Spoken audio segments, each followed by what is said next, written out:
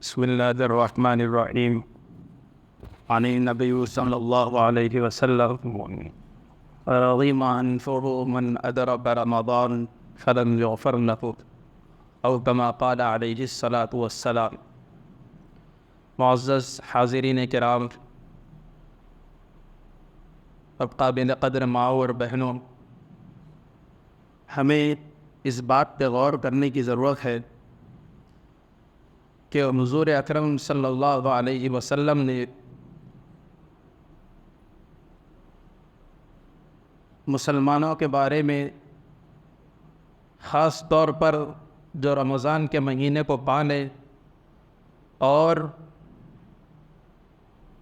اس کی قدر نہ کرے، ان کے بارے میں ایک جملہ آتا ہے روایات میں کہ ایسا شخص ذلیل ہو جائے، رسوا ہو جائے، ہلاک و برباد ہو جائے۔ غور کرنے کی بات ہے، امام الانبیاء صلی اللہ علیہ وسلم جو رحمت للعالمین ہیں، اپنے جانی دشمنوں کو بھی کبھی اس طرح کی بد دعا آپ نے نہیں دی، لیکن رمضان کا جب معاملہ آیا تو آپ کے دل سے اور آپ کی زبان مبارک سے ایسے جملے نکلے۔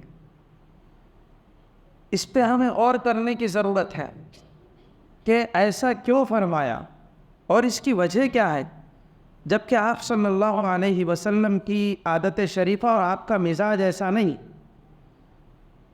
اس کی وجہ اصل میں یہ ہے کہ ہم مسلمانوں کو آپ صلی اللہ علیہ وسلم چوکنا کرنا چاہتے ہیں، بیدار کرنا چاہتے ہیں کہ اے لوگوں، نان ایشوز میں مت پھنسو، جو تمہاری زندگی کا اصل ایشو ہے اس کو سمجھو۔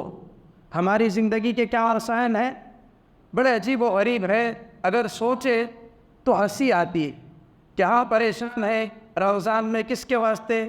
کوئی پریشان ہے میچنگ کے واسطے، کوئی کپڑوں کے واسطے، اور کوئی گھر کی سجاوٹ کے واسطے، کوئی عید کے سامان کے واسطے، کوئی عیدی دینے کے واسطے پریشان، اور کوئی دعوت کے واسطے پریشان ہے، اور اس سے آگے بڑھ کے ہے تو ہماری پریشانیاں کس کی ہے کہ گھر میں ہماری نہیں چلتی اس لیے پریشان ہیں، ہمارے کوئی عزت نہیں دیتے اس کے واسطے پریشان ہے، اور اس سے آگے بڑھ کے ہے تو کہیں بیٹے کی نوکری کو لے کر ہے، کہیں ڈگری کو لے کر کے، اور کہیں ویزا نہیں لگتا اس لیے پریشان ہے، ویزا لگ گیا تو PR نہیں ملتا اس لیے پریشان ہے۔ یہ ہماری زندگی کے وسائل ہیں۔ تو آپ صلی اللہ علیہ وسلم فرما رہے ہیں یہ نان ایشوز ہیں، یہ تمہاری زندگی کا اصل مسئلہ نہیں ہے، اصل مسئلہ ہے مغفرت، اصل مسئلہ ہے اللہ کو راضی کرنا، اصل مسئلہ ہے اپنے آپ کو دوزخ سے بچانے کا سامان کرنا۔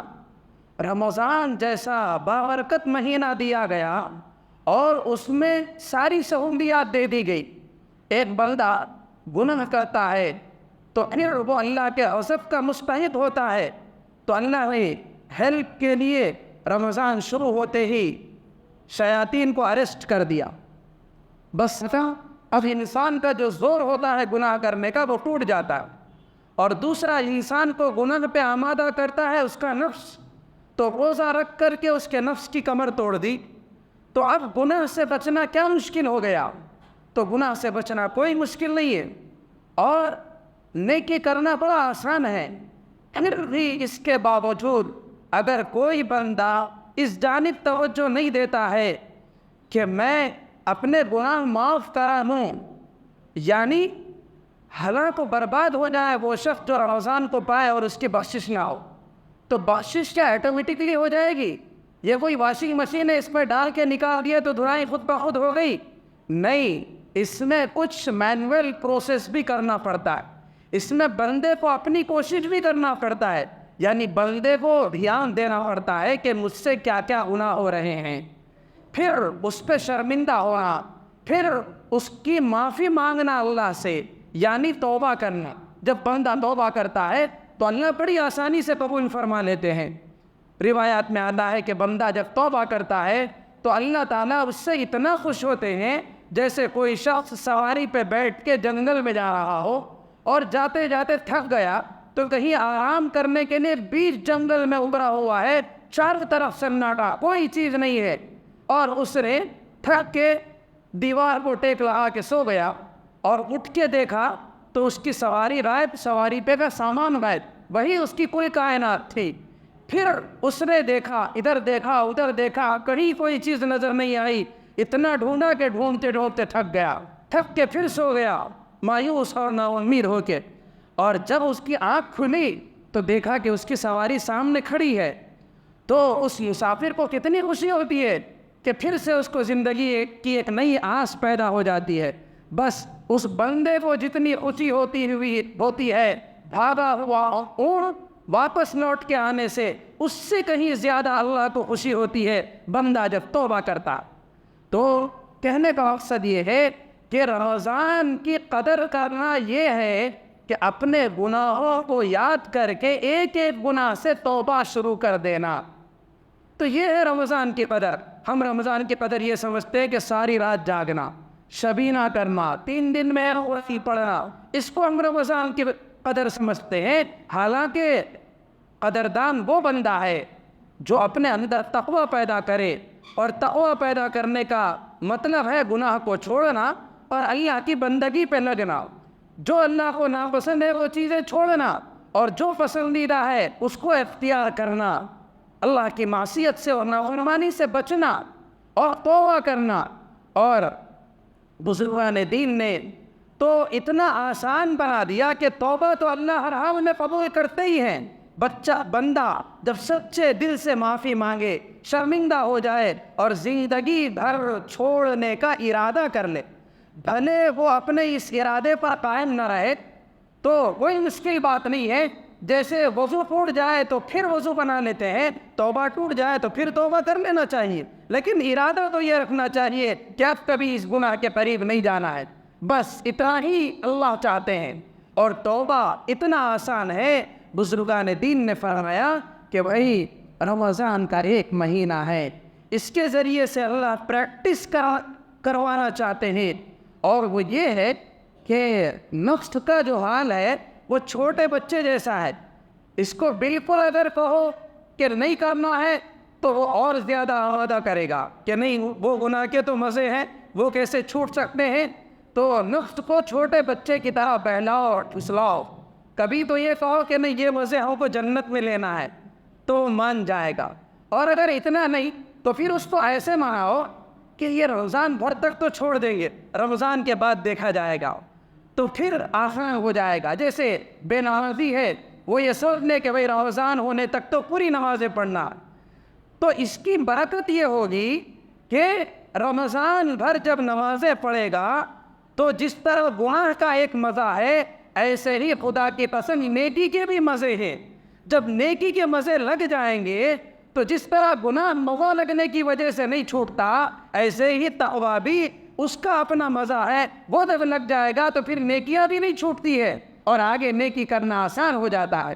گھر میں خواتین سوچے کہ آپس میں انبن رہتی ہے، ٹھنی ہوئی رہتی ہے، ساس بہو کی اور نندوں سے، اور کبھی دیورانی اور جیٹھانی کی، اور ہمیشہ حسد اور بغض اور ایک دوسرے کی کاٹ پہ لگے ہوئے، یہ حسد ہے، یہ بغض ہے، یہ نفرت ہے، یہ کبھی تو جادو ٹونے تک اور کبھی خاندان تو بکھیرنے تک لے کے جاتا ہے۔ ہم سوچے رمضان آ گیا اور ابھی ہمارے اندر کا خبث گیا نہیں، اندر کی گندگی گئی نہیں، ایک دوسرے کے بارے میں حسد جلن یہی کام کر رہا ہے، تو اس کا مطلب رمضان سے ہم صحیح فائدہ نہیں اٹھا رہے ہیں۔ یہ سب گناہوں سے توبہ کرنا ہے، اللہ سے معافی مانگنا ہے، اس پہ شرمندہ ہونا ہے، اپنے دل کو صاف کرنا ہے۔